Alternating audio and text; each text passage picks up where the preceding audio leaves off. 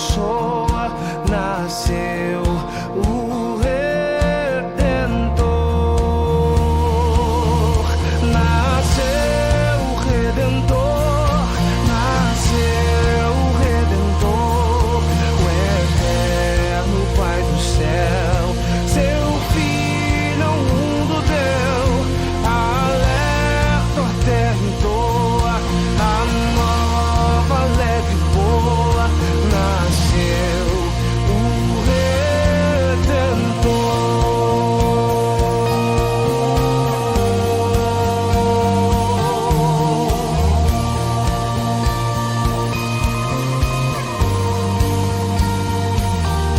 Nasceu o Rei da Paz, num berço humilde jaz, nas asas desse amor, conforto a todos traz. Dizem em alta voz que Cristo satisfaz. Nasceu o Redentor, nasceu o Redentor, nasceu o Redentor, o eterno Pai do céu, seu Filho ao mundo deu, alerta a terra em toa, a nova alegre e boa, nasceu o Redentor.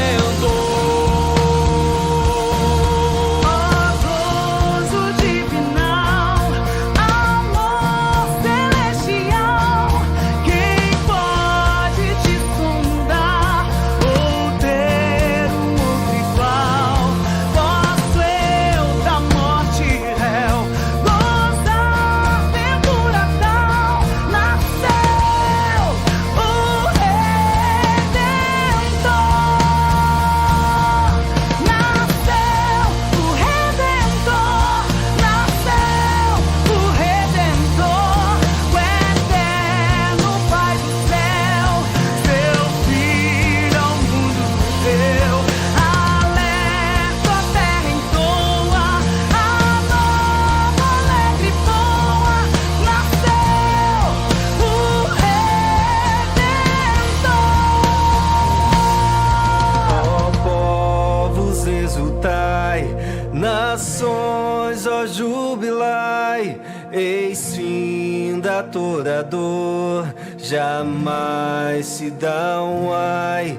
A Virgem deu a luz, a Deus glorificai, nasceu o Redentor, nasceu o Redentor, nasceu o Redentor, o eterno Pai do céu, seu Filho ao mundo deu, alerta a terra em toa, a nova alegre boa,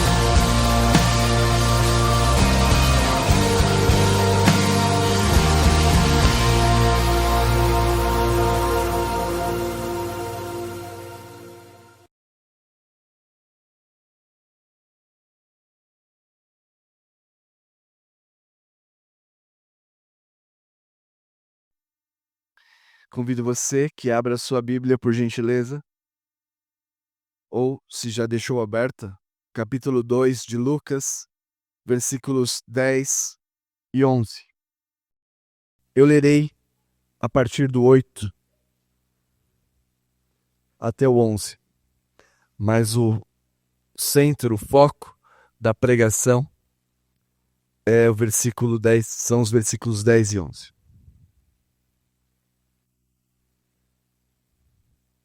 Havia naquela mesma região pastores que viviam nos campos e guardavam seu rebanho durante as vigílias da noite. E um anjo do Senhor desceu onde eles estavam, e a glória do Senhor brilhou ao redor deles, e ficaram tomados de grande temor.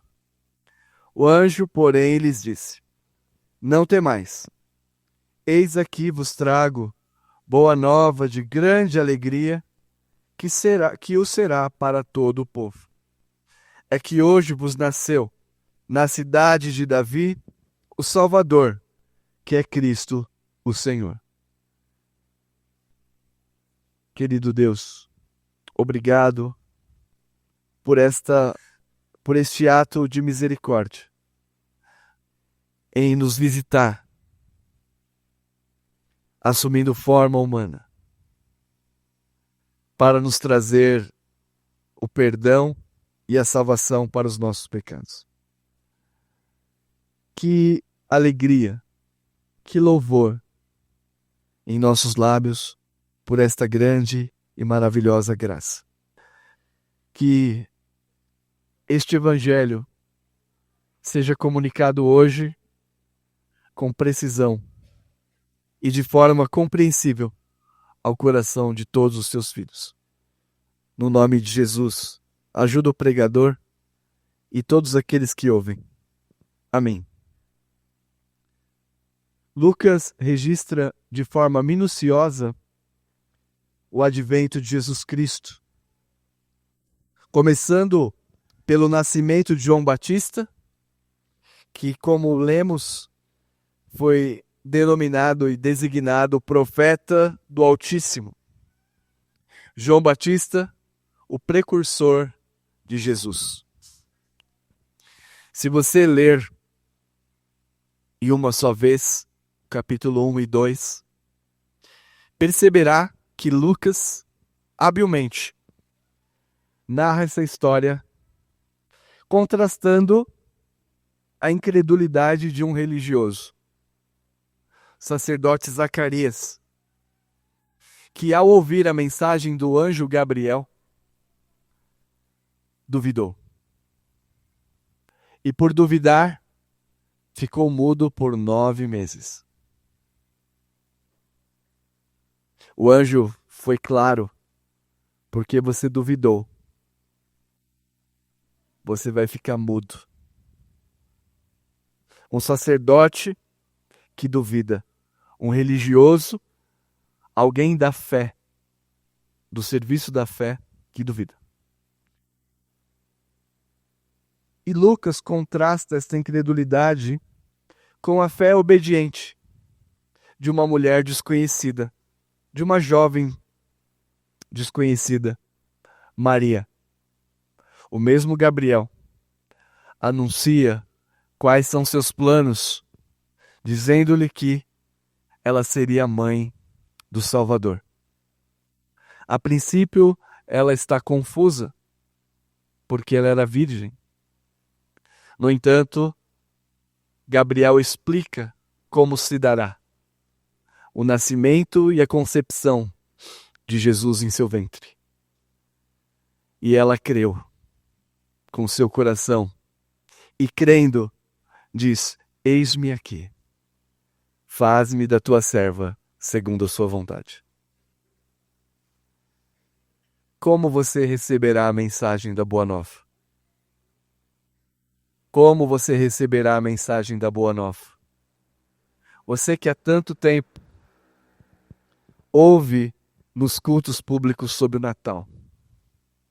Você que é religioso, professo, tem as suas obrigações, vem à igreja, ora, serve, E talvez você que não faça nada disso, um ilustre desconhecido, como nós ouviremos a mensagem da Boa Nova?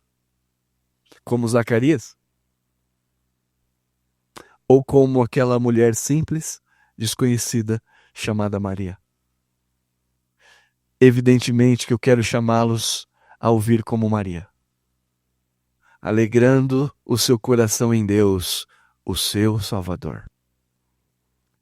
O meu tema esta manhã, véspera de Natal, é esta: Natal, uma boa notícia, o Evangelho. E qual é o objetivo da mensagem de hoje? Reverberar, amplificar o anúncio angelical que nós acabamos de ler, de modo que o seu coração vibre de alegria e temor pela graça de Deus. O Natal está se aproximando, uma data comercial, mas uma data para relembrarmos este advento. Como está o seu coração? Alegre, como o de Maria, dos pastores, de Ana, de Simeão? Perturbado, angustiado, melancólico? Vamos ver qual é a disposição correta para celebrarmos este dia, esta data. Antes de entrarmos no texto, nesta época, como eu já adiantei durante a ordem do culto, Israel era dominado pelo poder romano. E o imperador se fazia presente na vida do povo através dos seus governantes. Por exemplo, Pôncio Pilatos, na época adulta de Jesus. E também o seu exército estava presente ali para conter qualquer tipo de revolução. Quando Jesus nasce, o jugo de Roma, sob o domínio de Roma sobre Israel, já durava mais de 60 anos. Há 63 anos, para ser exato, Roma havia invadido, dominado Israel. Ainda que Israel constantemente reagisse a esse domínio. Nunca foi tranquilo para Roma conter os levantes e a rebelião de Israel contra o domínio político romano. E nesse tempo, os textos apocalípticos, você verá que os evangelhos de Mateus, Marcos e Lucas eles inauguram o Novo Testamento em termos de texto, na forma que o nosso cânon foi organizado. E antes do Novo Testamento você vê algumas páginas em branco. Antigamente havia 3, 4 páginas. Hoje não tem nenhuma, né? Por causa do valor. O pessoal está economizando no valor da Bíblia. Mas 4 páginas em branco significava o silêncio de Deus. Um irmão disse uma vez que um pregador abriu a Bíblia nisso e disse que vai pregar naqueles textos, em aquelas páginas em branco, dizendo que a nossa vida era vazia, sem significado. Não é isso. Aquelas páginas eram simbólicas do silêncio de Deus. Mas nesse período, houve uma produção bibliográfica em Israel, dos textos chamados apocalípticos. Livro de Enoque, por exemplo, muito lido e importante para compreender a Bíblia, foi escrito nesse período. São livros que retratam a opressão e, ao mesmo tempo, a esperança de libertação política, a promessa de um Salvador. Então, estes livros do período interbíblico ou intertestamentário, que antecede em termos do cânon, né, bíblico, mostram a angústia que se fazia presente na alma do povo de Israel. E, ao mesmo tempo, a esperança do Antigo Testamento, de que o Senhor, no tempo devido, realizaria sua promessa de enviar o Salvador. É neste contexto que nós lemos o nascimento de Jesus Cristo. E a situação, queridos, era dramática. Como lemos em trechos do Cântico de Maria, o Magnificat, e trechos do Cântico de Zacarias, o Benedictus. a esperança de sair do jugo de Roma, a esperança de uma libertação, a esperança de uma vida melhor, de paz e de autogoverno. Tudo isso marcava o ambiente emocional, político, que antecede o nascimento de Jesus. Eles, certamente, esperavam um rei que libertasse o povo do jugo romano. Mas receberam um rei que liberta de coisa pior. O rei que liberta da escravidão, da condenação da morte, e um rei que liberta do pecado. Eles não compreenderam o que disse Isaías.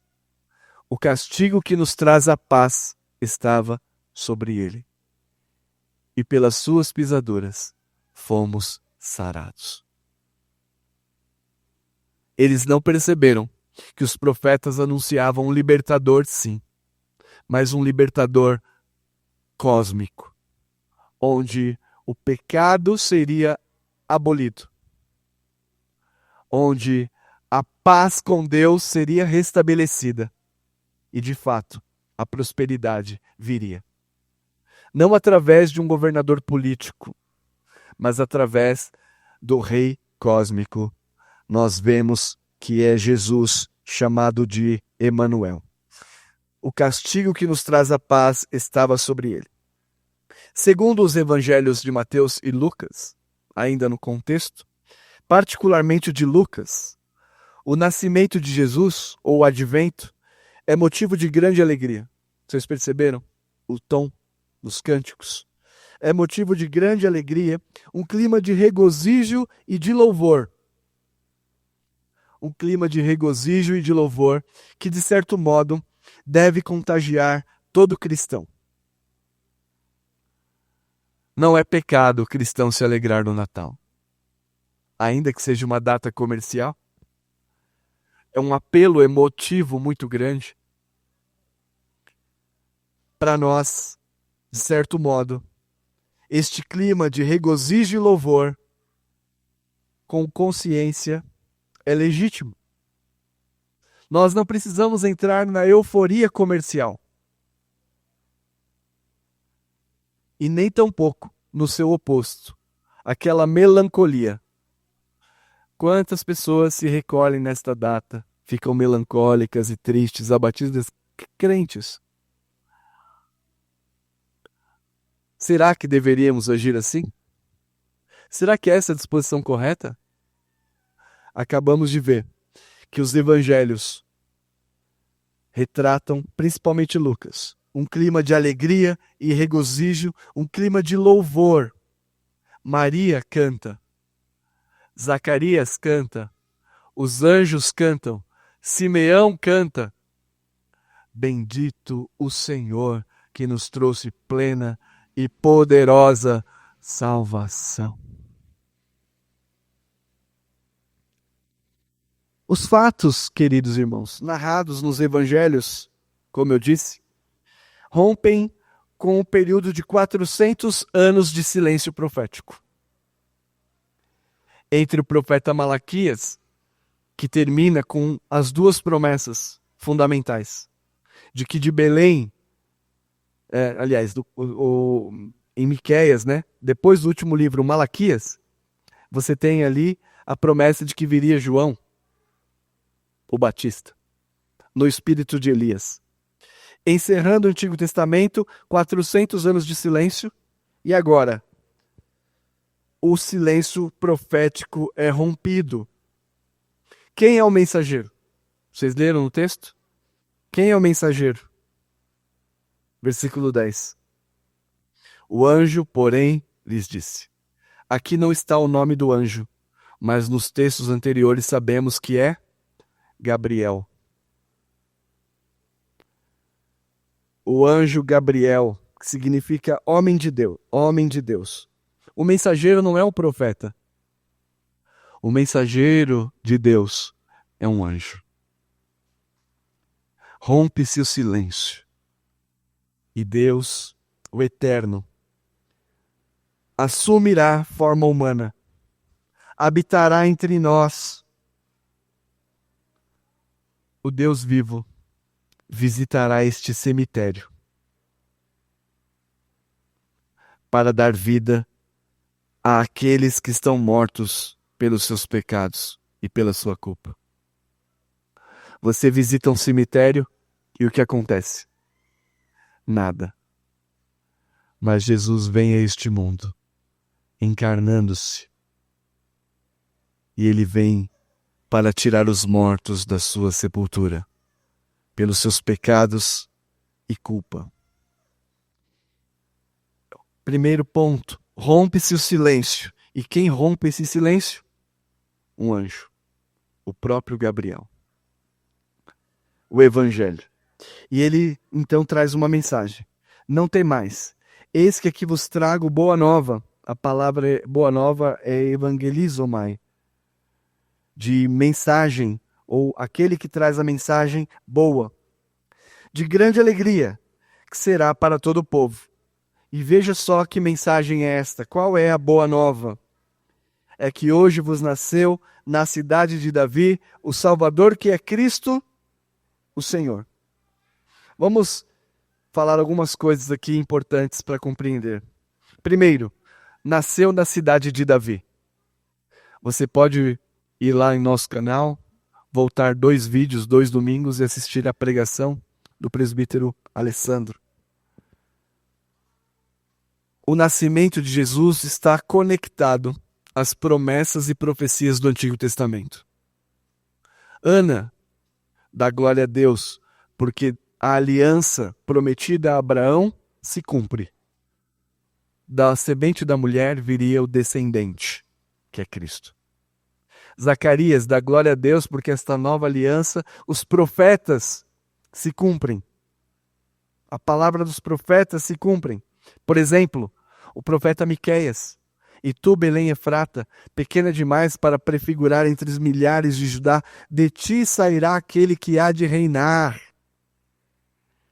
Ele será a nossa paz. Belém, a casa de Davi. Jesus, então, é Deus, porque ele é gerado do Espírito Santo. Mas, segundo esta passagem, ele é também gerado da descendência de Davi.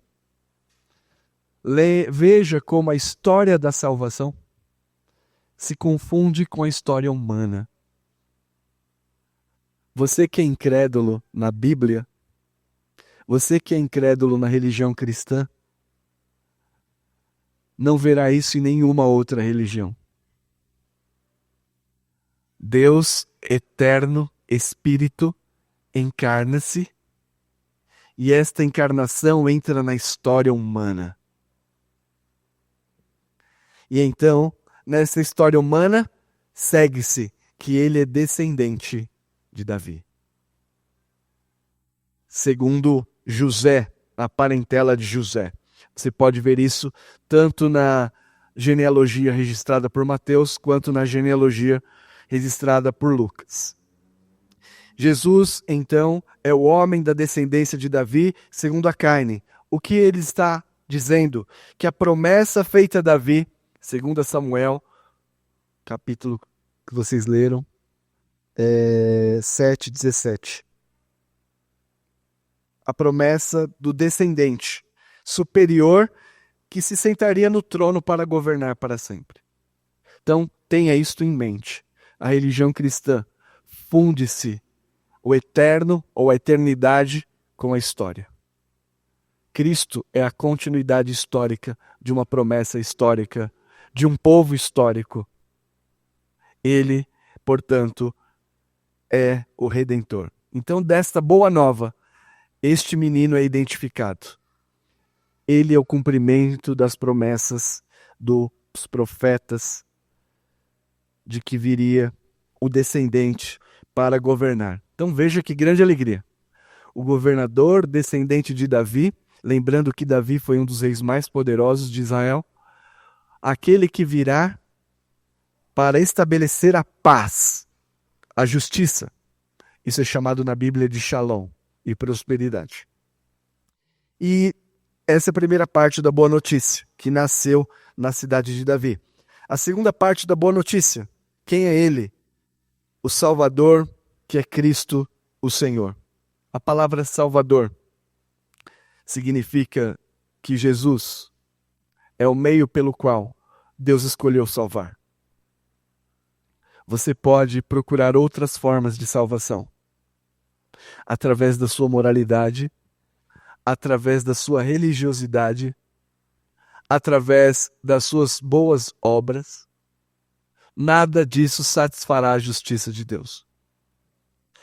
Quando diz que ele é o Salvador, significa que ele foi o único encarregado por Deus. E o livro de Atos registra isso. Atos 4:12. E não há salvação em nenhum outro. Não há um nome dado nos céus ou embaixo na terra, pelo qual importa que você seja salvo. Isso que significa o Salvador. Ele também, aqui, seguindo, é chamado de Cristo. A palavra Cristo é Messias, ou seja, o nome usado para designar o prometido. Aquele que cumpre perfeitamente a promessa. É a peça do quebra-cabeça que encaixa. É o ungido de Deus. Portanto, eles não deveriam esperar outro.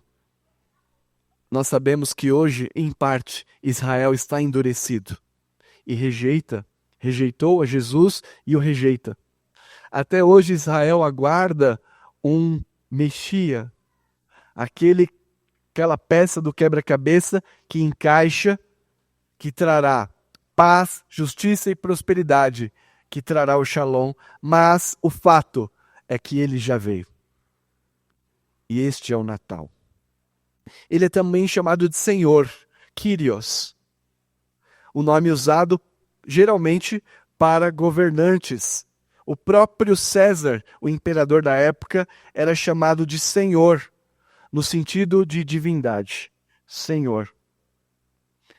No Novo Testamento, quando a gente lê a palavra Senhor, está relacionado também à divindade de Jesus. Ele é o Eterno.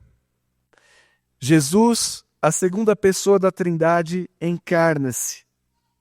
Quando Lucas registra que Jesus é o Senhor, ele está dizendo: este menino que nasceu numa manjedoura é superior a César. E somente ele pode ser chamado de Augusto. Augusto quer dizer exaltado. Veja só a conexão do registro bíblico com os eventos da história que estão ali ocorrendo. Por isso, que você tenha em mente, Jesus é o Salvador do mundo, João 4:42. Jesus é o Filho de Deus, João 11:27. Deus, com sua destra, exaltou a Jesus como príncipe salvador, a fim de conceder a Israel arrependimento e remissão de pecados. Atos 5:31. Deus anunciou o evangelho da paz por meio do nosso Senhor Jesus a todos. Então, é recorrente estas afirmações sobre Jesus: Salvador, Cristo e Senhor. Esta é a boa nova anunciada, não por um profeta, mas pelo próprio anjo de Deus, chamado Gabriel.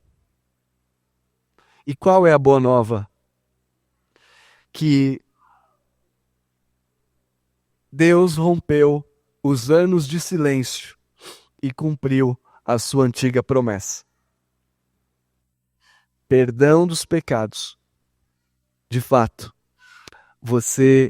quando nós lemos no capítulo 4 de Lucas, e o povo e a terra que vivia em trevas viu grande luz. E os que moravam na região das trevas brilhou a luz. O nascimento de Cristo é luz para quem está em trevas. As trevas do pecado, as trevas da culpa, as trevas da ira de Deus. Porque este é o evento. Deus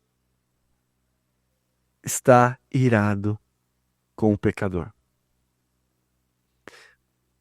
Talvez você, nesta manhã, não tenha recebido Jesus como Maria recebeu, com fé, crendo que Ele é o Redentor.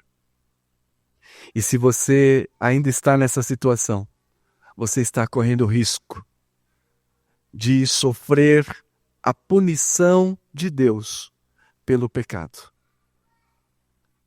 A ira de Deus se revela do céu contra toda impiedade e injustiça que os homens praticam, daqueles que detêm a verdade pela injustiça. Está pronto a derramar o seu cálice de ódio, porque você ama mais as trevas que a luz. E ele derramará sobre aqueles que recusarem o Filho de Deus. Ele mesmo nos visitou e suscitou poderosa salvação. Depois das trevas, luz. Esta é a boa notícia. E aqueles que recebem a Jesus não estão mais nas trevas nem na aflição, porque temos a luz do mundo. E aqui eu quero encerrar esta mensagem sobre a boa notícia. Volte os seus olhos, por favor, para o versículo 10. O anjo, porém, lhes disse: não temais, eis aqui vos trago boa nova de grande alegria, que será para todo o povo. Gabriel traz a boa notícia. E aqui poderia ser muito bem traduzido por Evangelho. Você sabe como este capítulo começa? Abra sua Bíblia, capítulo 2. Nós estamos na aplicação agora. Naqueles dias foi publicado um decreto de César Augusto. 2, verso 1. Convocando toda a população do império para recear-se. O capítulo começa com a menção a César Augusto. O Senado romano aprovou o título de Augusto. Augusto quer dizer venerável, exaltado. Era um título atribuído aos imperadores muito tempo antes do nascimento de Jesus. Então os Césares, na época de Jesus, eram chamados de Augustos, exaltados, veneráveis. E quem aprovou esse título foi o próprio Senado romano. O termo evangelho, que está aqui, evangelizomai, era usado na antiguidade. Não foi a Bíblia que inaugurou isso aqui. E em que contexto a Bíblia trabalha isso? O significado religioso para evangelho foi dado no culto ao imperador. Veja só, as notícias do nascimento do imperador,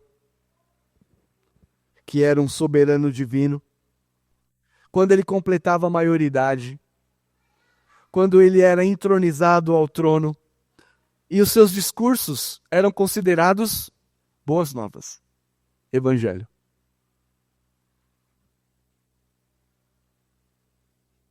Portanto, quando nasce o imperador, o César Augusto, cumpre-se as expectativas de felicidade e de paz. Veja só. É neste ambiente que era usada a palavra evangelho, para anunciar feitos e relacionado ao imperador e ao culto ao imperador. Abro aspas para um texto da época. a providência sobre o imperador e como eles viam esta ideia da palavra evangelho. A providência ordenou a nossa vida, dando-lhes Augusto, o exaltado, enchendo-o com virtude para fazer a obra de benfeitor entre os homens, e enviando-nos, por assim dizer, como nosso Salvador, nosso e daqueles que vêm depois de nós, para fazer cessar a guerra, para criar a ordem em todos os lugares. É neste ambiente que Deus usa, através do seu anjo, a palavra: eu lhes trago a boa nova. Não foi César que nasceu. Não é a maioridade de César. Não é a entronização de César no trono. Quem nasceu foi o Rei dos Reis, Senhor dos Senhores. Minha primeira aplicação. O Natal cristão é o cumprimento de uma promessa que tem relação com a história. Jesus, o Filho do Altíssimo, é o Salvador. E aqui, que você leve em seu coração: Ele está acima de todos os reis e governantes. Somente Ele é augusto. Somente Ele é exaltado. Lucas, com uma beleza e uma capacidade tremenda dado pelo Espírito. A história eterna de salvação fundindo-se com a história humana. A linguagem eterna fundindo-se com a linguagem humana. Eu vos trago boa nova que será de grande alegria. Não foi nada relacionado a César. É relacionado a Jesus, Senhor, Cristo e Salvador sobre todos os governantes. Não temas. Minha segunda aplicação. Para os cristãos, o nascimento de Jesus é motivo de alegria e louvor. Por quê? Porque o Natal é centrado em Cristo. Deixa eu te ajudar. Eu assisti algumas vezes com o Stefano essa semana, Superbook, Nascimento de Jesus, para nós aprendermos sobre e conversarmos. Uma cena bem simples, que é comum a todos nós.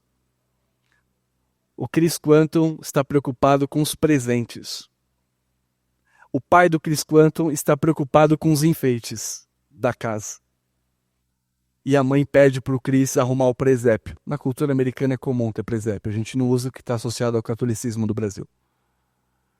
E a hora dele arrumar o presépio, ele diz assim: não, mãe, a gente já colocou tudo. O papai já arrumou toda a casa e agora eu vou no shopping. E a história se desenrola. Ele vai até o 1º século, no nascimento de Jesus. E ele retorna na história. E ele diz, ele nega os presentes que ele ia ver no shopping, chega em casa: mãe, cadê o presépio? Porque o centro do Natal é Jesus. Mas, infelizmente, nós, evangélicos, cristãos, caímos no Natal da euforia. Natal da euforia vã. Aquele dia, aquela data, comida, bebida, gastos, viagem, nada contra isto, mas se você fizer do Natal centrado nesta euforia vã, você está errando o alvo, está pecando. Mas também há aqueles que no Natal têm uma atitude melancólica ou cínica. Qual o problema dessas duas visões? Melancolia, cinismo de um lado, euforia de outro. É que o Natal está centrado em você e não no Salvador. Não tem como o seu Natal ser centrado no Salvador e você não se alegrar. Bendito o Senhor que nos visitou com plena e poderosa salvação. Bendito o Senhor que visitou o seu povo. Não há como. Durante o culto, eu estava me alegrando, louvando a Deus, emocionado. Glória a Deus nas maiores alturas, porque a paz com Deus está selada através do seu Filho. Em terceiro e último lugar, a boa nova anunciada por Gabriel é o centro da mensagem da Bíblia. Eis que vos trago boa nova, que será de grande alegria para todo o povo, e que hoje vos nasceu na cidade de Davi o Salvador, que é Cristo o Senhor. Jesus encarnou-se para, em nosso lugar, obedecer perfeitamente a lei de Deus e dar satisfação pelos nossos pecados, tirando a nossa culpa diante de Deus. A terra que estava em trevas viu grande luz. E aos que moravam na região da sombra da morte, resplandeceu-lhes a luz. Ó, vinde, adoremos. Ó, vinde, adoremos ao nosso Senhor. Que Deus os ajude. Amém.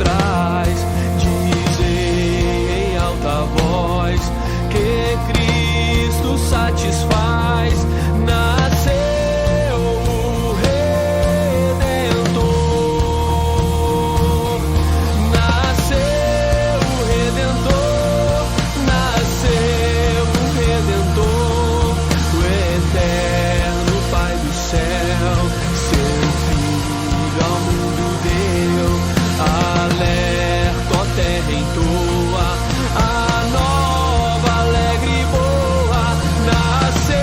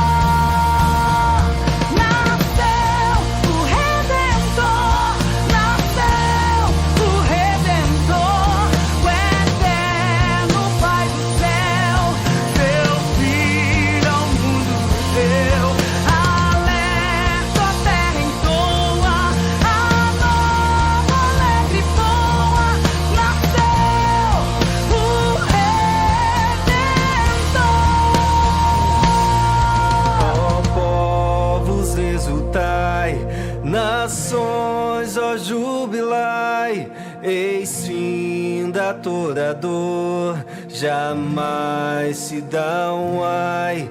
A Virgem deu a luz, a Deus glorificai, nasceu